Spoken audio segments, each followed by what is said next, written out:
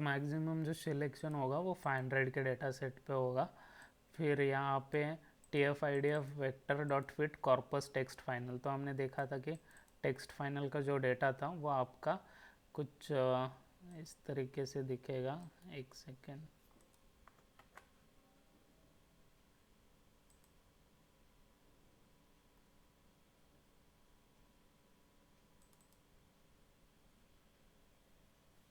अभी ये टेक्स्ट है तो मैंने एक डेटा बना दिया था पहले ही और उसको CSV में कन्वर्ट किया था।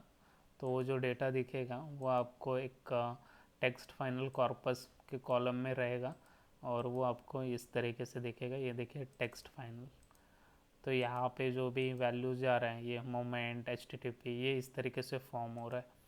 तो जो डेटा आ रहा है यहाँ पे टेक्स्ट फाइनल में, उसे वो फिट कर रहा है TF-IDF वेक्टर में, ट्रांसफॉर्म कर रहा है TrainX को। अब ये TF-IDF क्या है? टर्म फ्रिक्वेंसी और इन्वर्स डॉक्यूमेंट फ्रिक्वेंसी। मतलब कि एक पर्टिकुलर वर्ड्स का उसमें होने का फ्रिक्वेंसी कितना है और उसमें होने का फ्रिक्वेंसी कितना नहीं है, इसका एक रेशो आता है। वो रेशो जो वैल्यू है वो आप एक गिग्स फॉर गिग्स साइट है, तो यहाँ पे gigs for gigs TF-IDF search करोगे तो आपको पूरा तरीके से मिल जाएगा। यहाँ पे बताया गया है कि ये वर्ड में, ये डॉक्यूमेंट 1 में ये सेंटेंस है, डॉक्यूमेंट 2 में ये सेंटेंस है, डॉक्यूमेंट 3 में ये सेंटेंस है। तो वो कैसे कैलकुलेट होता है उसके इंटरनली हमारे पास सीधा पाइथन ये सब काम कर रहा है, तो हमें उसका ज़रूरत नहीं है। तो सीधा से हमें ये वैल्यू मिल जाता है। ये इसका इंटरनल वर्किंग है, ये आपको थोड़ा सा रीड करोगे तो सब समझ में आ जाएगा। फ्रीक्वेंसी कैलकुलेट करता है, फिर log ऑफ 3 ऑफ 1, मतलब कितना अक्रंस है एक पर्टिकुलर डॉक्यूमेंट में होने का और कितना अक्रंस है पर्टिकुलर डॉक्यूमेंट में ना होने का। तो ये पूरा चीज़ यहाँ पे आपको दिख जाए। फिर जो है TF-IDF वेक्टर वोकेबलरी, ये हम डिस्प्ले करा रहे हैं। फिर TrainX TF-IDF ये वैल्यू दिखा रहा है। यहाँ पे अभी नेव बेस ट्रेनिंग के लिए रखा है, ये जस्ट अभी ये डिस्प्ले पैरामीटर्स है, ये इतने इंपॉर्टेंट नहीं। तो नेव बेस में क्या होता है, मल्टीनोमियल NB जो है नेव बेस है। अभी नेव बेस आपको इंपोर्ट कहाँ से किया, sklearn से इंपोर्ट किया, यहाँ पे देख सकते हो ये sklearn नेव बेस इंपोर्ट। उसके बाद जो है ये नेव बेस में मल्टीनोमियल NB, ये फंक्शन का वैल्यू जो मल्टीनोमियल NB है ये फंक्शन है, मतलब कि multinomial naive Bayes classifier initialise किया है। यहाँ पे आपका नेव बेस आ गया, नेव डॉट फिट TrainX TF-IDF और TrainY। तो यहाँ पे हमने देखा था कि TrainX TF-IDF जो है TF-IDF में कन्वर्टेड है, वो वाला वैल्यू यहाँ पे गया। और TrainY तो जैसे ही नेव डॉट प्रेडिक्शन NB ये फिट होते ही अल्गोरिदम रन होना चालू हो जाता है, फिर उसका प्रोसेस स्टार्ट होगा। फिर यहाँ पे predictions naive dot predict test X TF-IDF prediction NB का वैल्यू आ जाएगा। फिर ये मॉडल बना रहे, डंप कर रहे नेव बेस मॉडल। अगर इसका एक्यूरेसी ज़्यादा आता है तो ये मॉडल यूज़ करेंगे, अगर नहीं आता है तो दूसरा मॉडल जिसका एक्यूरेसी ज़्यादा आएगा वो यूज़ करेंगे। तो यहाँ पे ये एक्यूरेसी निकालने के लिए इसका सिंटैक्स है, एक्यूरेसी ऑफ जो प्रेडिक्शंस हमने निकाले हुए और एक्चुअल में आने चाहिए थे वो। जैसे रन करोगे इसमें समझ में आ जाएगा कि नेव बेस का एक्यूरेसी 43 आ रहा है। अभी देखते हैं रैंडम फॉरेस्ट का। तो रैंडम फॉरेस्ट में यहाँ पे ये एक्चुअली यहाँ पे TrainX ये 100% नहीं आता है, ये एक्यूरेसी 60%। तो मैं बताता हूँ वो क्या किया है, जस्ट वो टेस्ट करने के लिए मैंने किया था। यहाँ पे रैंडम फॉरेस्ट क्लासीफायर आ रहा है, एन एस्टिमेटर्स आ रहा है 2000। ये जो है 2000, इसका मीनिंग है कि आपको ट्रीज जो फॉर्म हो गए डिसीजन ट्री के अंडर, डिसीजन ट्री जो फॉर्म होते हैं रैंडम फॉरेस्ट के अंडर, वो जो है 2000 फॉर्म होने वाले हैं और वो एनसेम्बल क्लासिफिकेशन में डिसीजन देने वाले। तो ये 2000 ट्रीज फॉर्म हो गए और जो भी इसके इनपुट में जा रहा है उसको वो आउटपुट लाते टाइम कौन से आउटपुट को सिलेक्ट करना है। समझ लीजिए यहाँ पे एन एस्टिमेटर 100 होते हैं, तो 100 में से अगर 60 ट्री बोल रहे हैं कि इसको ए में क्लासीफाई होना चाहिए और 40 ट्री बोल रहे हैं इसको बी में क्लासिफिकेशन होना चाहिए, तो 60 ट्री जो है मेजॉरिटी विन है।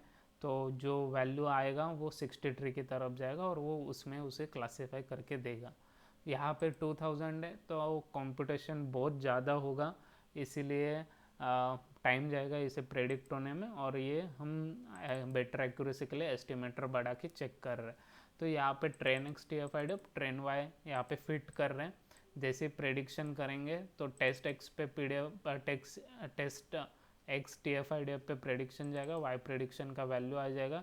रैंडम फॉरेस्ट स्कोर निकाल रहे ट्रेन एक्स ट्रेन वाई पे, मतलब कि जिस डेटा पे उसे ट्रेन किया था उसी डेटा पे एक बार फिर से अगर लगाओगे इनपुट तो क्या आउटपुट आने वाला है, एग्जैक्टली आ रहा है कि नहीं आ रहा है, ये चेक करने के लिए जस्ट लगाया था, टेस्ट कर रहे थे। एक्चुअल में जो टेस्ट डेटा पे ही प्रेडिक्शन होगा उसका ही एक्यूरेसी कंसीडर किया जाता है। तो यहाँ पे रैंडम फॉरेस्ट डॉट प्रेडिक्ट पे test X T F I prediction आ रहा है, फिर एक्यूरेसी स्कोर निकल रहा है, जो वैल्यू प्रेडिक्ट किया गया है वो और जो वैल्यू में आना चाहिए था वो, और फिर उसके बाद उसका एक्यूरेसी निकाला गया है, ये आप देख सकते हो। फिर ये जो मॉडल है ये फिर से हमने 3000 पे लगाया था, एक्यूरेसी कम आ रहा था तो हमने उसे हटा दिया। यहाँ पे अभी आगे उसे RF, एक सेकेंड, तो RF मॉडल जो है ये देखिए, ये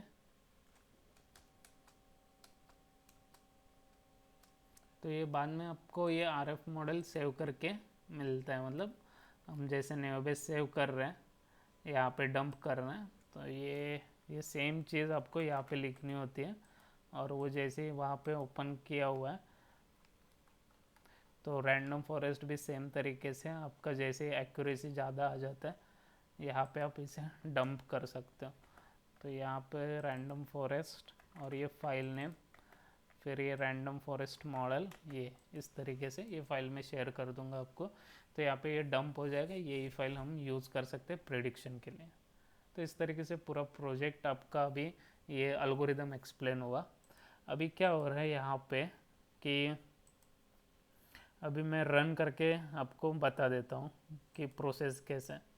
तो मैंने मेरा जो यूज़र फेसबुक का और लिंक्डइन का यूज़र आईडी पासवर्ड है वो वीडियो में मैं नहीं दे सकता, इसीलिए मैं उसको कम्प्लीटली रन नहीं करके दिखाऊंगा, आपको आपके हिसाब से जितना रन होना है उतना ही दिखा दूंगा। तो एक बार ये लॉगिन होने के बाद क्या होता है कि ये पूरा रन होने दीजिए। तो जैसे ही आपका ये फ्लास्क बेस एप्लीकेशन है, आप देख सकते हो ये टेम्पलेट्स फोल्डर में आपके सब HTML पेजेस है, यहाँ पे स्टैटिक में आपके सब CSS इमेजेस जो रिज्यूम फाइल अपलोड हो गए वो यहाँ पे होने वाले हैं। तो ये टेम्पलेट्स और ये सब यूज़ होता है। यहाँ पे जैसे ही लोकलहोस्ट 5000 आ जाएगा आपको रन करके दिखा देता हूँ मैं। तो यहाँ पे हम जो है लोकलहोस्ट 5000 डाल रहे हैं, इनकॉग्निटो मोड में ही हमें ओपन करना पड़ेगा,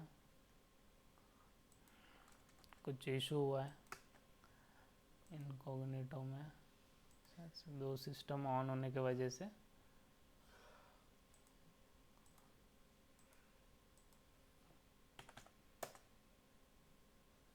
तो यहाँ पे जैसे यूज़र नेम पासवर्ड ये सब डालोगे आप तो यहाँ पे ये लिंक ओपन हो जाते हैं अपना होम लिंक पे, आप देख सकते हो फेसबुक लिंक और आपका लिंक्डइन का लिंक डालना है और फाइल चूज़ करनी है रिज्यूम।